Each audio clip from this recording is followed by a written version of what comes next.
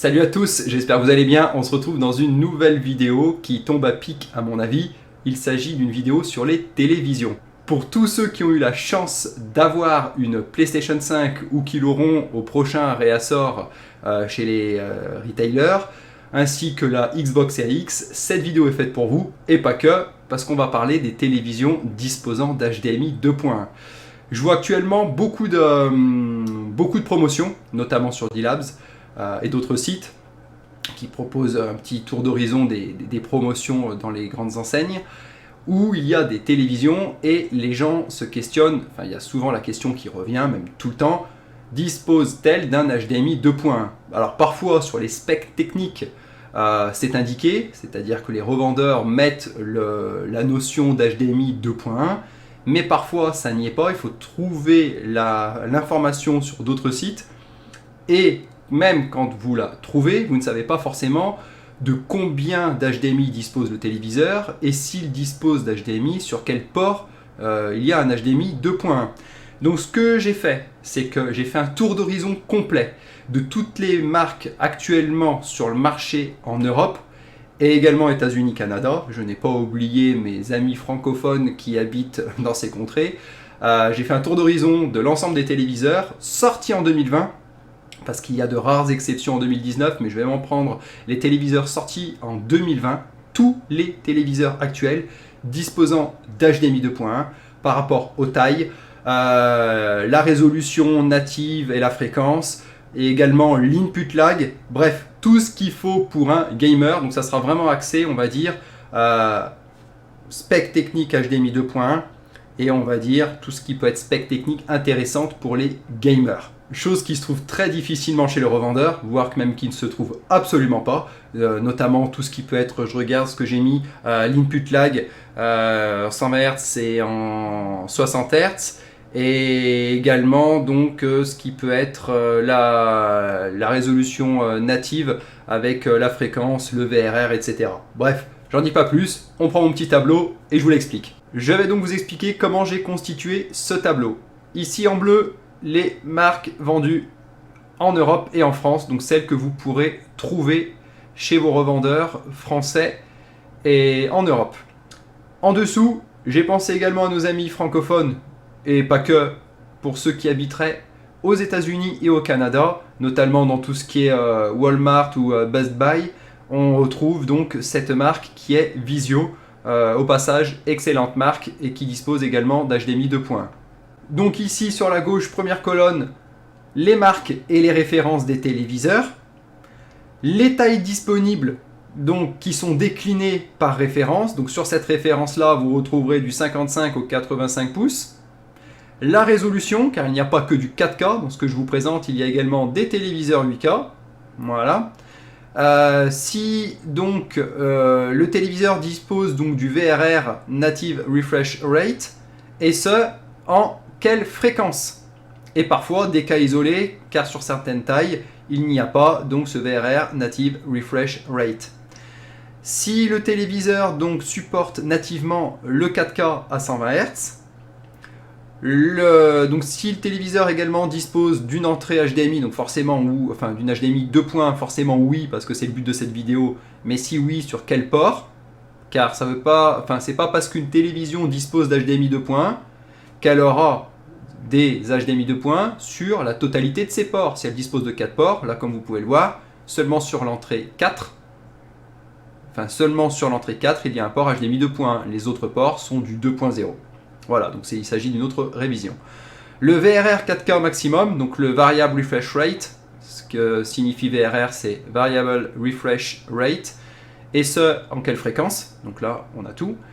L'input lag en 4K 60 Hz, donc données très intéressantes également, et l'input lag 4K à 120 Hz.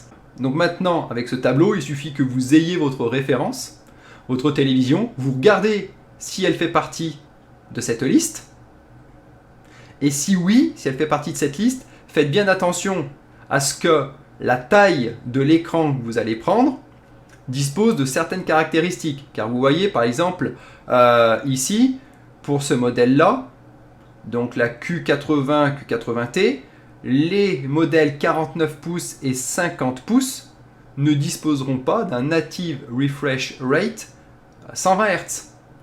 Donc faites bien attention par rapport à la taille que vous allez prendre, il peut y avoir des spécificités, et là je vous les donne. Tous les autres modèles ici présents, excepté la 49 et 50 pouces, auront cette spec.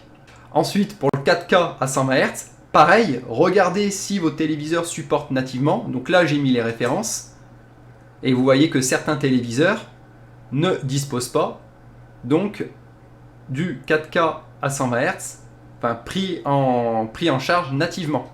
Ce qui nous intéresse énormément, enfin peut-être le plus pour certains d'entre vous, ce sont le nombre de ports HDMI et l'entrée. Donc là, comme vous pouvez le voir ici sur ce téléviseur, oui, il y a bien une entrée HDMI 2.1 qui se trouve sur le port 4. Certains téléviseurs disposent de 2 HDMI 2.1, et dans ces cas-là, je l'ai noté dans le tableau. Oui, il y a bien une entrée HDMI 2.1, et il y en a même 2 sur l'HDMI 3 et sur l'HDMI 4. Et d'autres téléviseurs ont bien un HDMI 2.1, donc yes, sur le port 1, 2, 3 et 4. Donc là, celle-ci, elle a 4 ports HDMI.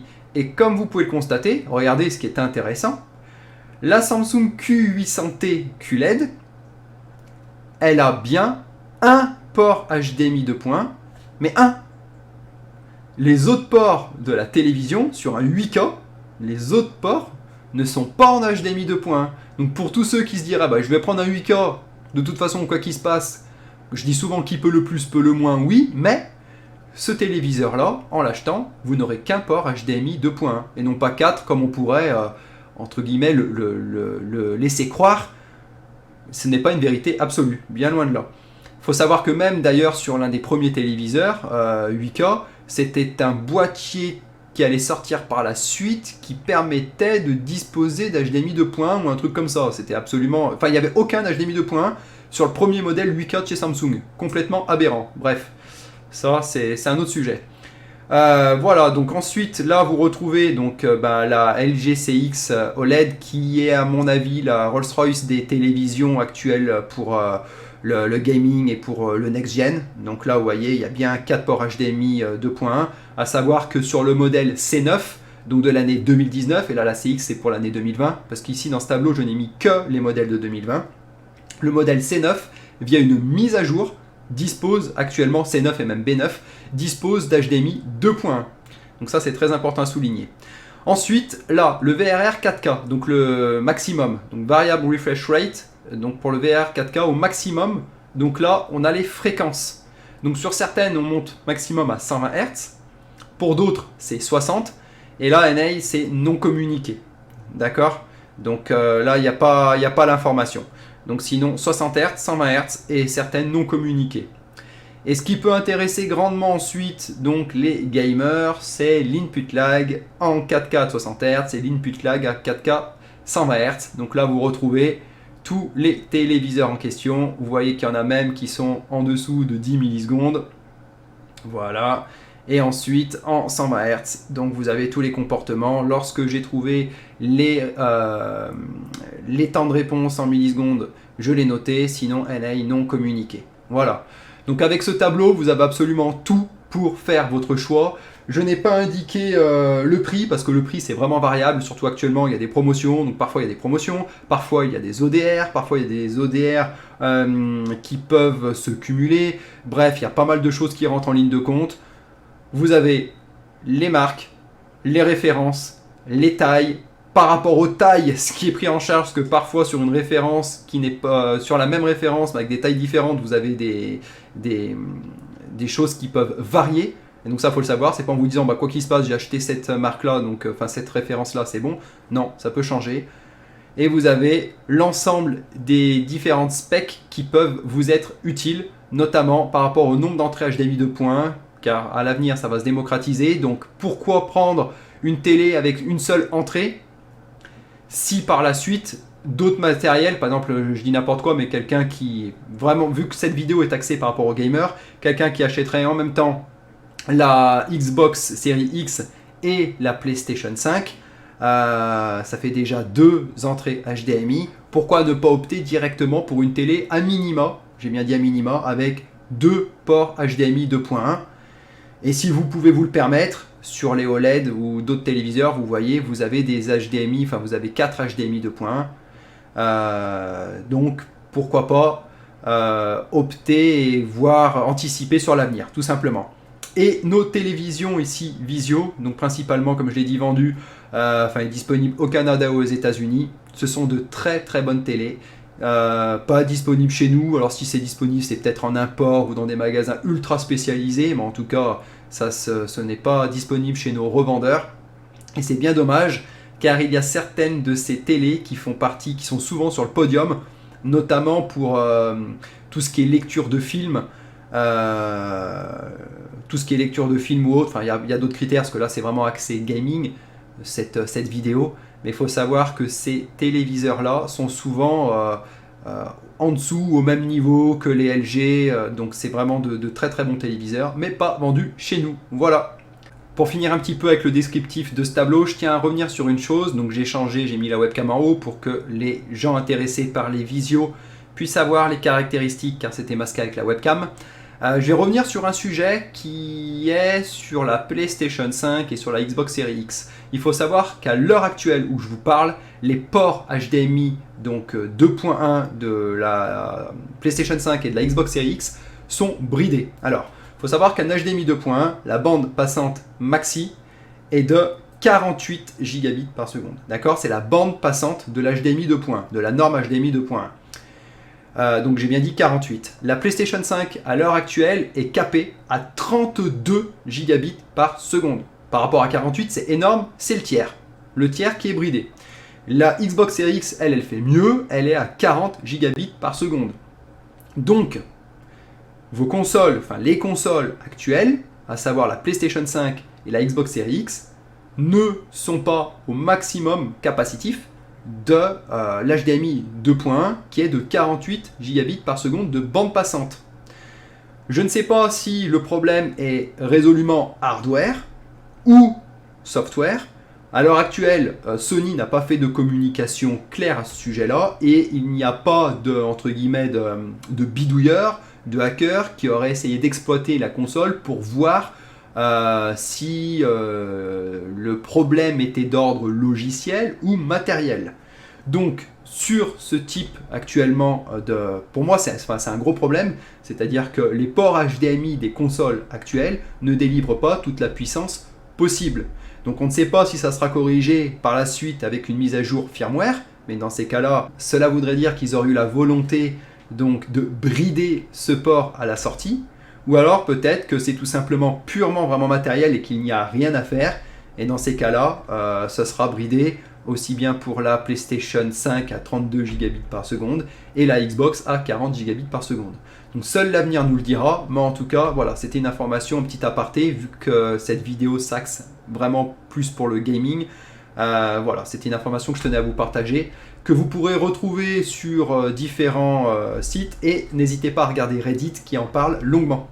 Voilà, c'est tout pour cette vidéo, j'espère que vous aurez apprécié. Cela vous permet tout simplement de faire un tour d'horizon très rapide de l'ensemble des téléviseurs actuellement disponibles sur le marché, disposant d'un HDMI 2.1 et également donc d'autres specs techniques qui peuvent être très intéressantes et que vous ne trouverez pas sur le référentiel de la fiche technique donc du revendeur.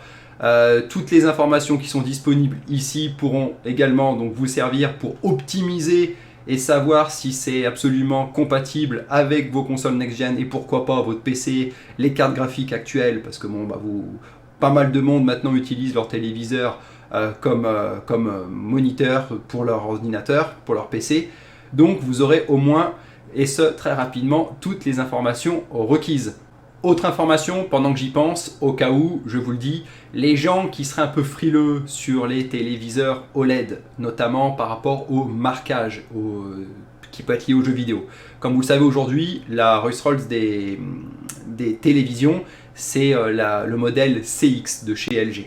C'est vraisemblablement la télévision qui est le top du top pour le gaming. Donc cette télé est une OLED. Ce qu'il faut savoir, c'est que sur les OLED, je dispose d'un téléviseur OLED, il y a une option qui s'appelle effacement du bruit. J'ai bien dit du bruit.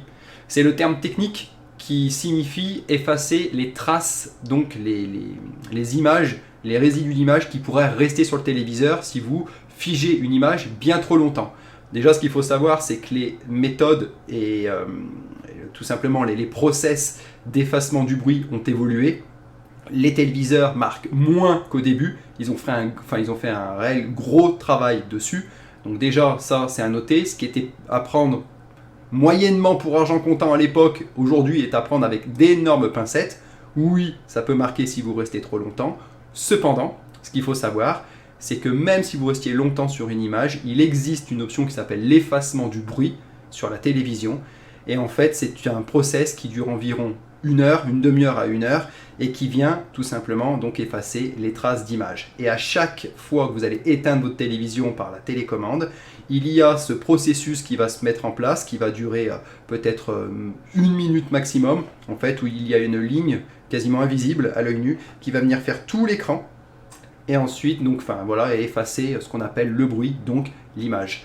Voilà, donc ça c'est très important à signaler. C'est tout pour cette vidéo, j'espère que ça vous aura plu. On se dit à très bientôt pour je ne sais pas quoi encore, on verra bien, mais j'ai plein d'idées. À très bientôt, ciao ciao.